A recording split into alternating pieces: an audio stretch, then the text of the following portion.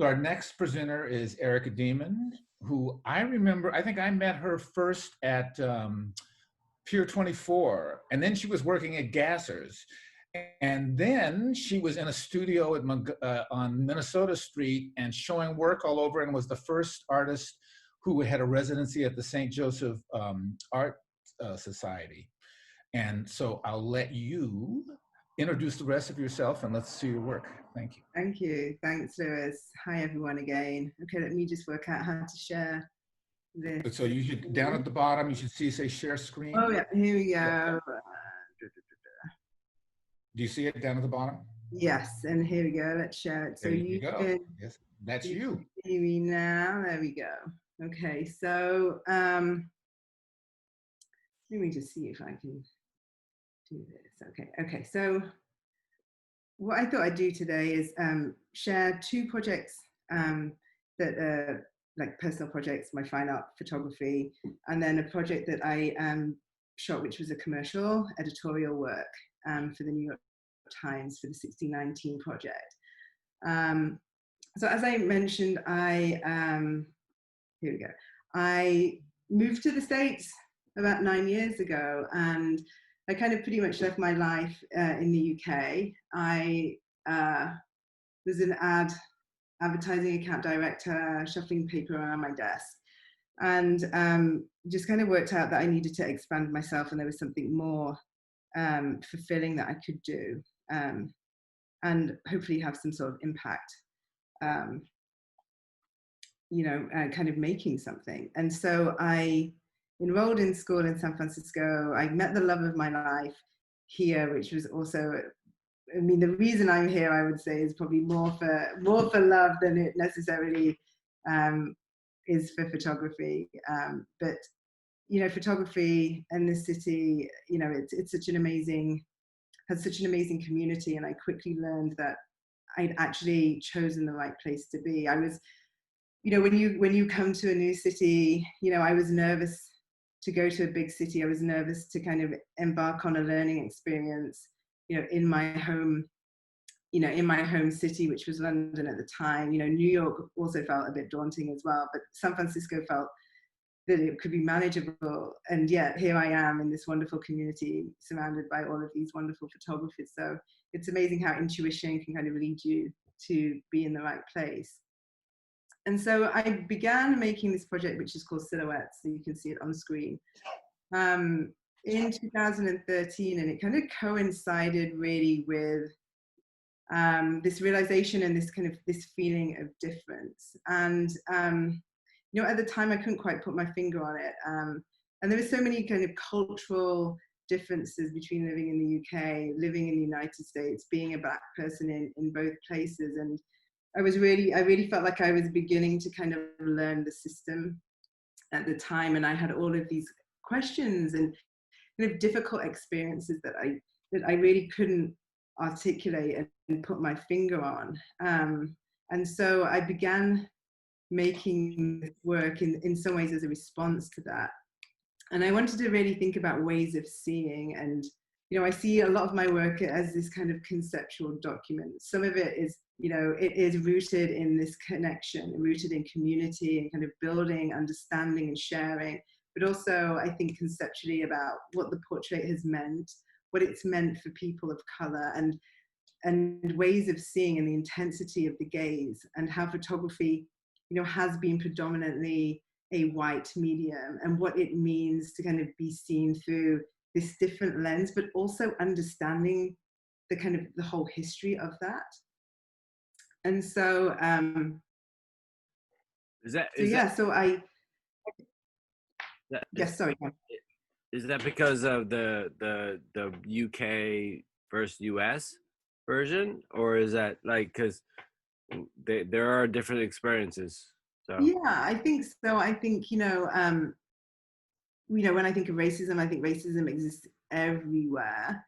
I think the racism in this country is violence and aggression, and I think it's a little bit different in the UK. And when I began making this work, it was around the murder of Trayvon Martin, and one of my questions kind of was like, how can this happen? Like, can someone really explain this to me, and it couldn't be explained in many terms other than of violence and of this system. And so I wanted, it kind of really kind of shifted my understanding. And you know, I kind of really feel like I've grown through all of these experiences and through the connections that that I've had in making my work.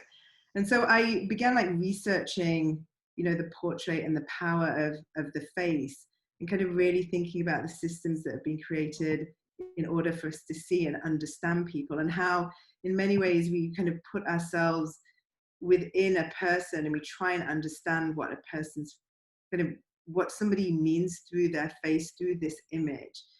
And thinking about how the silhouette was really this document to kind of read the face. And so I began making this work, and you know, many of the people in this project were actual strangers at the time. And I love it. I love it all day. And so it really kind of began as, you know, a way to connect with other women, other Black women, kind of invite people into my space, into this kind of collaborative space, and really share stories and kind of begin to kind of understand this country and kind of talk through some of the experiences and some of these common experiences that we have had together. So this photograph here is of Kayla, and you know, I ended up putting out ads in Craigslist in order to kind of grow my network of people. And really, you know, it was, you know, I would place the ads in Women Searching for Women. I would use my own silhouette as an example of the work, and it really kind of talk about making connections and talk about this photo project that I was in the process of making. And so I had about 5 people came from the ad, and she was one of them. And she actually came from Berkeley, and she'd just been to her yoga class and directly came. And you know, there's such a tension in the experience of making work with a stranger, in the notion that you have this shared experience, that you are willing to kind of share your experiences and part of your soul, in essence, in kind of creating this work. But there's also a fear and a vulnerability that's associated with that. And, you know, kind of going through all of those steps in order to make this portrait, you know, reflecting back, it's such an interesting and a rewarding experience. And like with some people you stay in touch and you always have this connection, but some people you lose, and I had somehow lost her, and I was quite distraught. And it was kind of thinking about Lewis, when you were saying I worked at Adolf Gasser's, I was showing this project to a customer who had come in, and I was saying that I was making this project of silhouettes with Black women, and I showed her this portrait, and she was like, you know, this is my ex. And so we managed to reconnect, and we've had emails, and she now lives in Chicago. And you know, whenever the work, you know, hopefully gets there, you know, it's again another moment to kind of share in this experience and reconnect.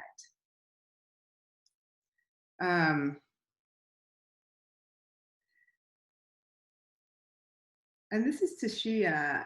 And so it's so interesting when I think about the growth of this project and think about the process that I went through in order to make it. So the original project was a series of 15 women, which I shot on a digital camera. And through many conversations with various people, I was asked this pointed question of how big I wanted to make the work. And I knew immediately that I needed to challenge the notion of the original silhouette being this small, intricate piece, and also challenge what the photograph could historically be. You know, a photograph used to be maybe 8 by 10 max. You were in a dark room, then you could print maybe a little bit bigger at a time. So I wanted to really kind of push those boundaries. So I knew I wanted to print as large as I could physically print. And the second question I was asked is, can you print with what you have? And the answer was no. And so the recommendation I got, which was from Chris McCall at Pier 24 Photography, he was like, well, you need to go back and reshoot the whole project using a camera that you can actually produce to the scale that you want to produce at. And so the next day, I went back into school and I asked what camera I could use. And I really wanted to use the digital Hasselblad, but they wouldn't lend me that because I didn't have enough credit on my, I hadn't been enrolled in the program for long enough, should I say. And so the camera that they gave me was a film Hasselblad. And it actually completely changed my practice in that one conversation, that shooting with film not only gave me the opportunity to print at a resolution at a scale that really had impact for the work, but also kind of gave me that time and space between editing, between making the work, looking at the work and reviewing it and editing it, to printing it and seeing it on the wall. And that process is incredibly important to me when I think about my editing, or when I think about my dislike of editing, that I don't necessarily always trust myself if I see the image immediately. And I enjoy that time and that, in some ways, that digestion of the experience to then go back and review and, you know, subjectively, completely subjectively choose the image that I kind of feel represents that person at that particular time.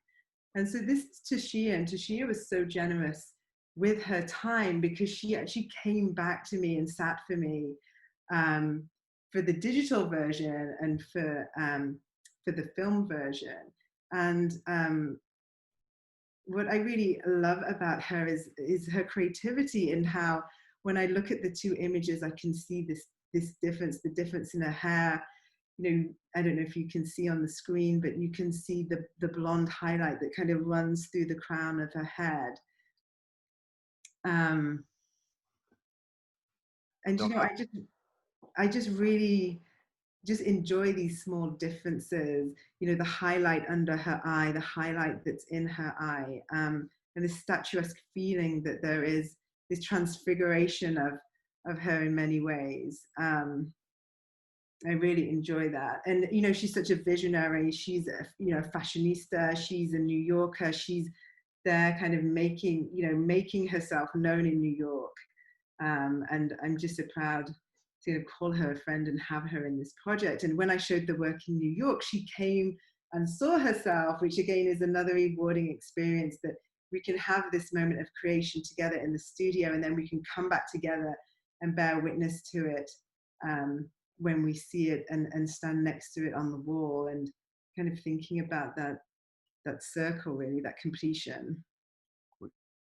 We still have the same image on the screen.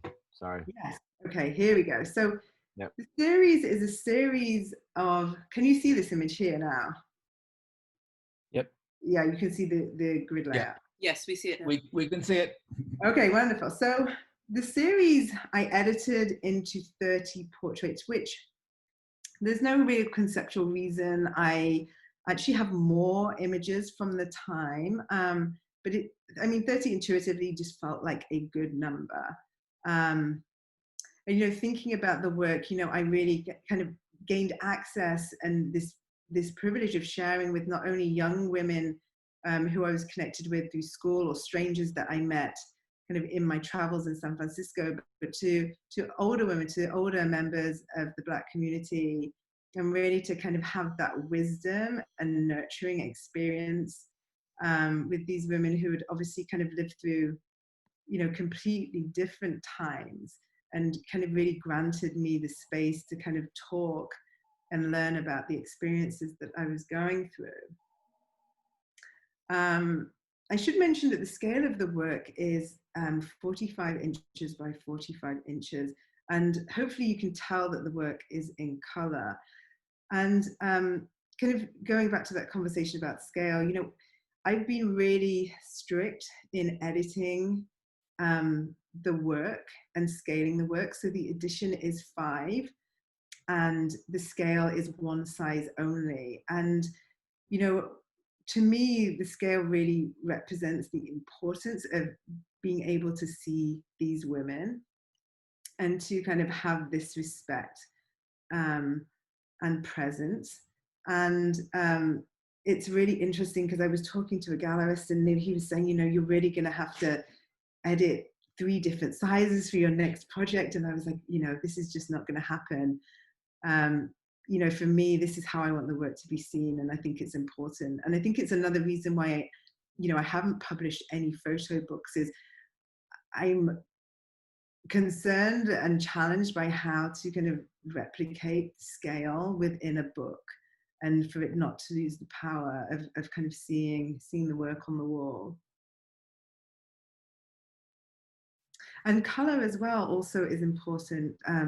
Just thinking about, you know, how important color is, you know, the color of our skin, and, you know, how photography has kind of gone through this shift in time from black and white to color, and color really representing contemporary work, but still having this kind of tension with history and with the past. And so the shadow and the light, there is this play that happens in color and also in detail, and thinking about what the photograph really is, and exposure, and thinking about how so much importance in some ways is placed on having something lit, but what about what is in the shadow and the importance of the information that may be harder to see or more challenging or may be lost in many ways. So I think that when I see these portraits, when you see them in person, I enjoy the time and this reward that you have in seeing each woman, and seeing the humanity of us kind of shining through. This photograph is of Leo, and Leo came to me. I met Leo's mum in a bar in Oakland, and I really wanted her, Shiva is her name, and I really wanted her to come and sit for the portrait. And on the day that we had scheduled to make the image together, she was like, I've sent my daughter instead, and so she's going to be coming to you, and, you know, look out for her. She's like a mini me. And so Leo came to the studio, and Leo was really young at the time. And what I love about this image, and when we talk about this image, is that she has actually transitioned now and is non-binary. And so when I think about this work and these kind of movements that happen in it, this is definitely one of them. And I think I'm not going to talk too much about that shift because this is their experience. But I think, you know, for me, when I think about our time together, it's you know, I felt such a privilege and an honor to kind of share this moment. And this is Pearl. And I, again, thinking about this projection of Pearl, you know, I see so much of my mother in Pearl, and this gravitas that she has, and, you know, looking at her gray hair and how this kind of shines through in the image, and thinking about this interior and the wealth that she has as a person.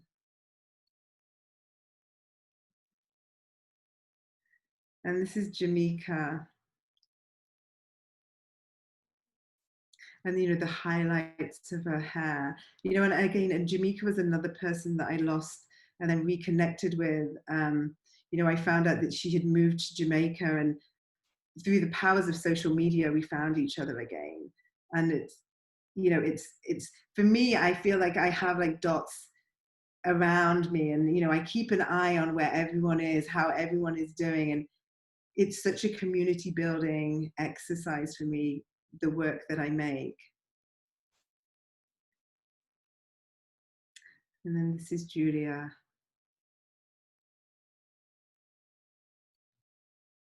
And I, me. I don't know how long I've been talking, but I'll keep going. So this is an installation shot of my show, which was at Berkeley Art Museum Pacific Film Archive.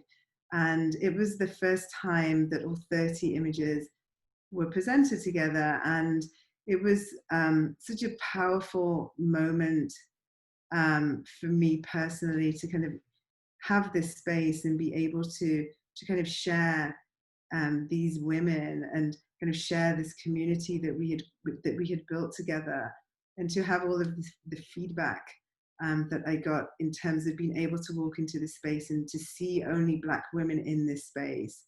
It was an incredibly humbling moment.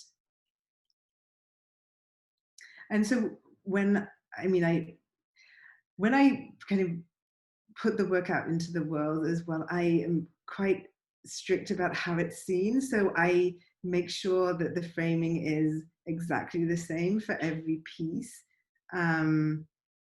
Because I do think about them as a community, and I have this idea of being able to kind of bring everyone back together again and to have this consistency kind of shared in the work. And so this is my second project. This project is called the Brown Series, and kind of came almost immediately after I completed the Silhouette project. And I was kind of keen to kind of connect and build community and to continue my investigations into ways of seeing, whether it be through notions of the mugshot, whether it would kind of hark back to physiognomy, you know, kind of linking back into silhouettes. And so I really kind of spoke to my silhouette community and asked them whether they knew and could send me Black men to kind of make this work. Thinking of, again, of myself as a person that, you know, when I arrived, I didn't have any community, and my work really allowed me to kind of grow this foundation in this space. And so, you know, this series, I would say, I'm tackling kind of probably more head-on notions of the mugshot and this repetitious and negative kind of depiction of Black men in this country. And I wanted to create this space of safety. And so I had graduated from school and I began making the work in my living room. So literally it kind of was this space of safety. You know, this is Marvin here, and he came through Mariah, who is in the Silhouette series, and we hadn't actually met, but there was this almost like this letter of recommendation that was shared. And so there was these beautiful moments of kind of inviting almost a stranger into your home and kind of having these very deep and personal conversations about the Black experience, about being a Black man living in this country, and how it really is kind of fraught. And I mean, you know, as we know from today and from the past week and from the past, you know, 400 years of this country. And so, you know, I chose a background color, kind of thinking of inserting myself into these images and kind of seeing color as almost this moment of, what's the word I'm looking for? I don't know, but where I've seen this shot before, and I love it. But thank you. I mean, what, you know, I feel like there's this, you know, desire for me to kind of be completely in this image, and so kind of choosing this background as a way of almost kind of like holding a hand, or kind of even hugging maybe each subject, and kind of using light and the catch light in each person's eyes. You know, you can see my silhouette, so there is this kind of link to my past work, and then this real desire to kind of be together and to kind of share this experience. And so kind of Marvin, you know, has incredibly deep story. And, you know, he was telling me how you know, he was given up by his mother, and then he was adopted into, you know, an abusive family, and how he's had to overcome that, you know, as he kind of entered adulthood. And he's actually now a personal trainer. He has a daughter who's a teenager, and how he's kind of really, you know, it's such an inspiring story of how he kind of really used the negative things that happened to him, and kind of channeled them into kind of being this positive person, and really kind of overcoming the challenges that he's faced. And this is Mohammed.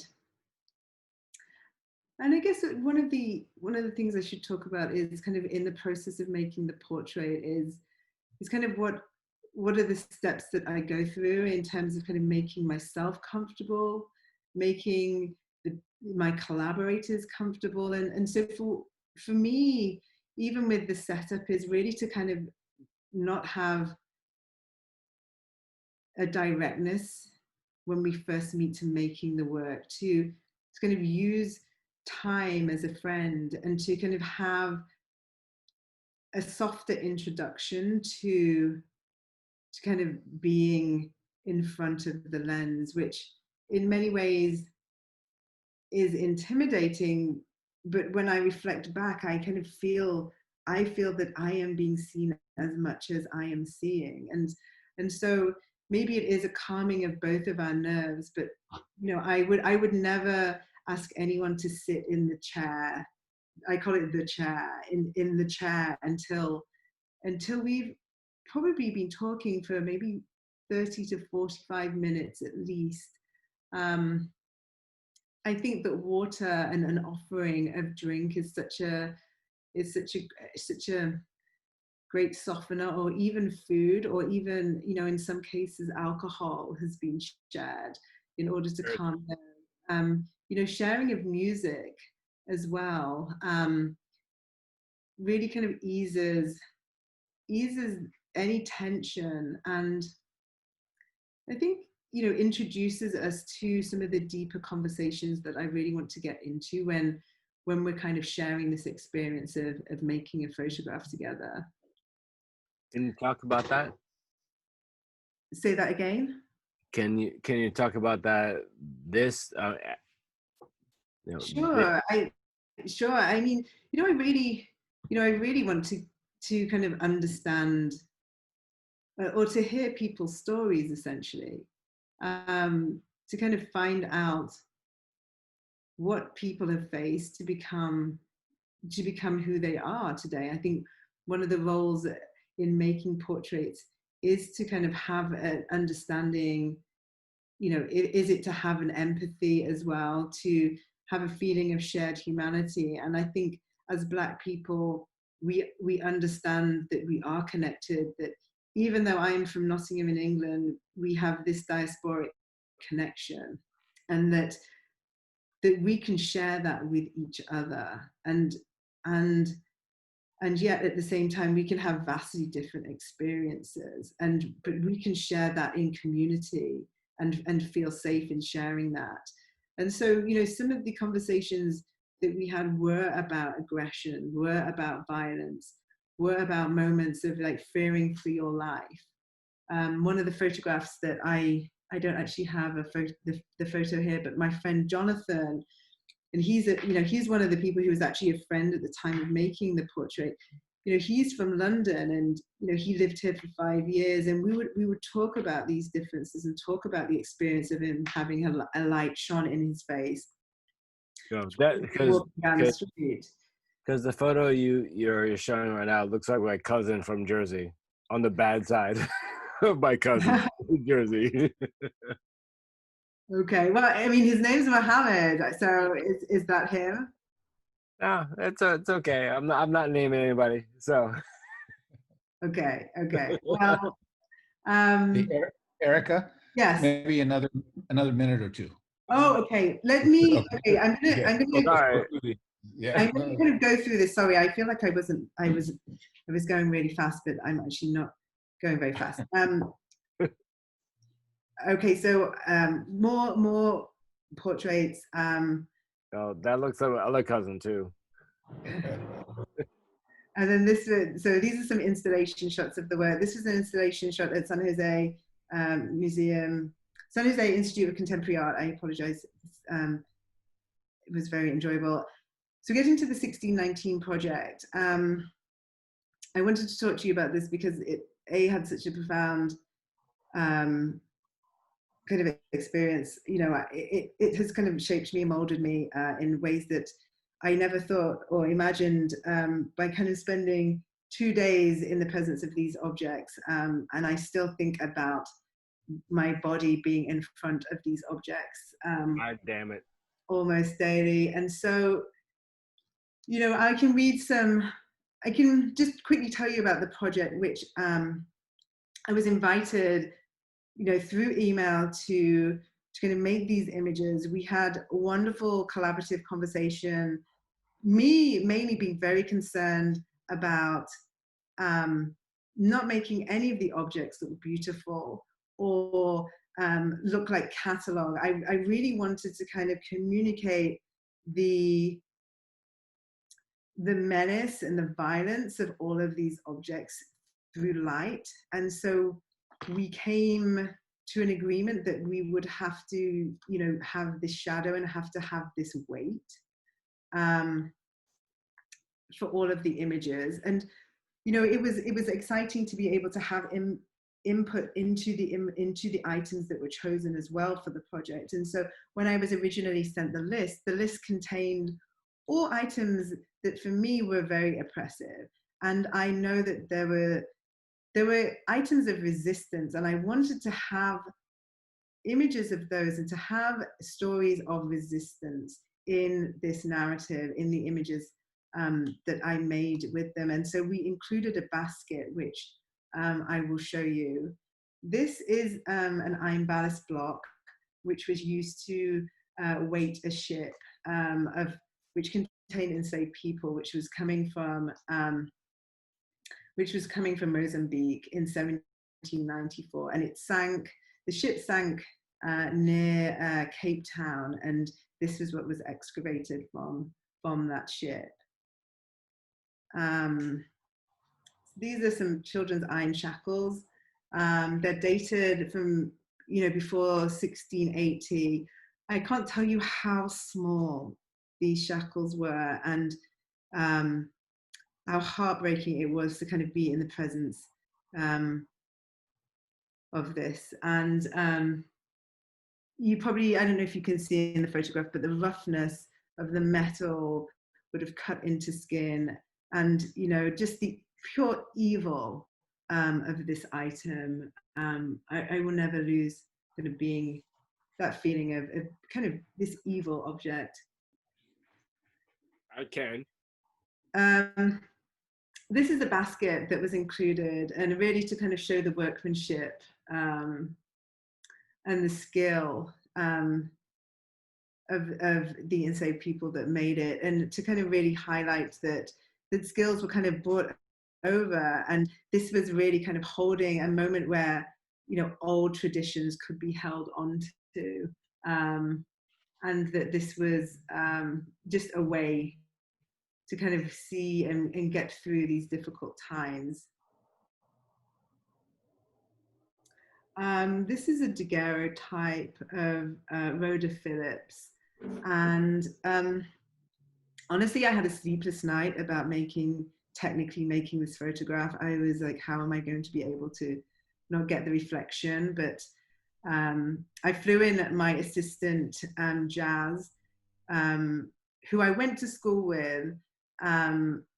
She flew in from New Orleans, and we worked together to make this image happen. I want to say as well that all 4 of us on the project were women, and 3 of us were Black women. And it was a really important moment for us to all bear witness and to stand in front of these objects and realize that our ancestors, this was a story of our ancestors, and that we had made this journey to this point where we were actually able to be free, or somewhat free, and kind of be in front of these items and tell the story, and to really kind of think about the history of this country and the history of the African diaspora, and have this clarity to now tell the accurate story of what really happened. So, sorry, there's a jumble of this what you're presenting, but like, who owns these images? What's I like? So the images came from the New York. So the images are owned by me, but the New York Times commissioned the work. The project is called the 1619 Project, and it's a project to it's this re-articulation of the story of slavery and the foundation of this country. And it came out in August of last year. It was a magazine and it was also a paper. My work was contained in the pullout in the paper element. And I mean, this is now being taught as part of school curriculum when schools are actually at school, when children are actually at school. No, cool. No, I get it. I'm just trying to put it into context. Yeah, sure. Yeah, and let me go to what I think this is. I have two more photographs. This is Jacob Johns, who was recently freed when this image was taken, and he was part of the Union Army, and he was a sergeant in the 19th United States Colored Troops Infantry Company B. And then this is the last image. So this is a cane, sugarcane cutter, and it's made of metal and wood from the 19th century. And it's just really shocking to kind of understand that the average lifespan of someone working in enslaved in the cane fields was 7 years, and it kind of didn't even bother anybody because of the influx of people that they could keep bringing people over to kind of be doing this work. And so it was incredibly humbling to kind of be in the presence of these objects. That's it. That's all I've got. Thank you, Erika. That was pretty amazing. Do people know about the 1619 project and what is the anniversary of? If not, look it up. And I think Jenny just mentioned there was a podcast.